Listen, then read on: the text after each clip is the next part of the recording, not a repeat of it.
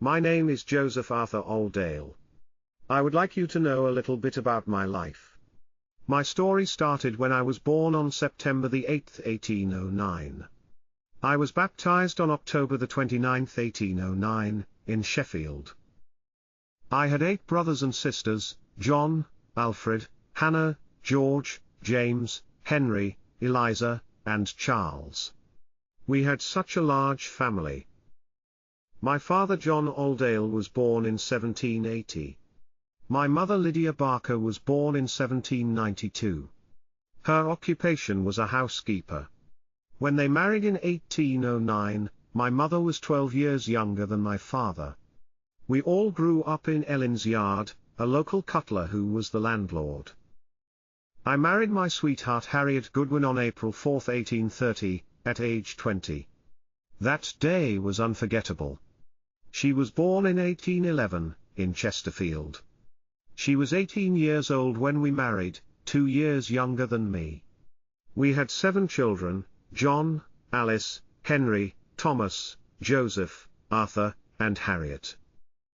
My first home was at View Road, Heeley. Pictured it is Richard's Road, how it looked back then. At the bottom is where our house was situated, now the site of Anne's Grove School and Heeley City Farm. Me and Harriet then moved to Dungworth Yard, on Porter Street, where our firstborns were brought up. We then moved to 210 Fitzwilliam Street, just around the corner. It was a tight-knit community. I have fond memories of William Ibbotson the razor-smith, who would lodge with the tailors next door. Hobson, the saw-maker, and Brailsford the shoemakers on the corner. We saw all types of hard-working men around those ways: the burly grinder, the proverbial greasy cutler, the pale electroplater, the file cutter, stooped forward as he walks, the forger or flyer, his face and clothing black with oil, and the muscles of his brawny arms standing up in bosses, the razor grinder, the engineer, the mechanic, and scores of others, each and all striding along with the air of men who have business in hand far too serious to be trifled with. I made a claim to land in and around Millhouses Park, which had originally been purchased before my time in 1782. I had inherited the land from Peter Wigfall, who died in 1828. I recovered possession in 1857 in the Court of Exchequer of Pleas at Westminster. There were costs of £118, which were not paid, and I was then arrested for, and spent 2 years in York Castle, as well as being made bankrupt. In 1873 I managed to pay the creditors and have the bankruptcy annulled. In 1875 William Oldale, my son, a journeyman and silver plater, went to Millhouses early in the morning accompanied by his agent and about 15 men and boys, to take forcible possession of several fields on the Grangeville estate, land near the Robin Hood, and also a house about to be converted into a Methodist chapel. They changed locks and padlocks, but later in the day the police were called and the locks changed again. The events would come to a head with a physical altercation which the local villagers described as a huge uproar, with a man being thrown from an upstairs window, and another being shot. This did not help, and the Magna Carta Association were to take up the case. There was a gathering of all the Sheffield Oldale family in 1945 when it was decided that expenses would be too great to reopen the case. Apparently it is still held in Chancery.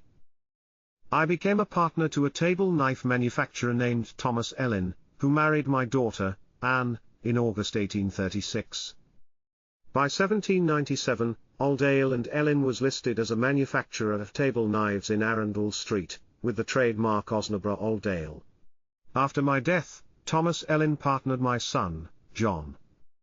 In 1810, the firm rented a water wheel, later known as Ellin or Sylvester wheel.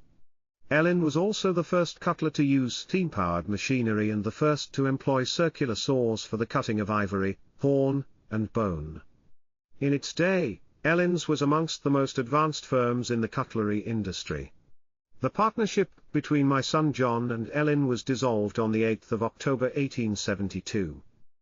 In 1821, the firm was restyled Thomas Ellin and Company. Ellin recruited a new partner, cutler and grinder Edward Ingle.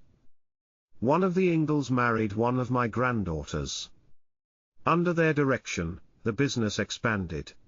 Besides Ellins Table Knife Works at the foot of Arundel Street, the firm had forging capacity at Vulcan Works in South Street, where Ellin built a house. Thomas Ellin Sr. became Master Cutler in 1833, a position held by his eldest son, Thomas Ellin Jr. in 1841. Harriet and I had 13 wonderful grandchildren. We had John Charles, William, Isaac, Percy, Mary, Henry, Edwin, Frederick, Anne, Lily, Edith and Leslie from our daughter Harriet. They would all live in Heeley, around Myrtle Road and Forster Road. Our granddaughter Edith would go on to marry John Charles Bradford and run the local newsagent in the area. Whilst me and my wife would see out our days on Woodhead Road, right beside the Bramall Lane Cricket Pavilion. I would pass on Christmas Day 1888. I'm glad I shared my deep story with you. I hope you enjoyed watching. Goodbye.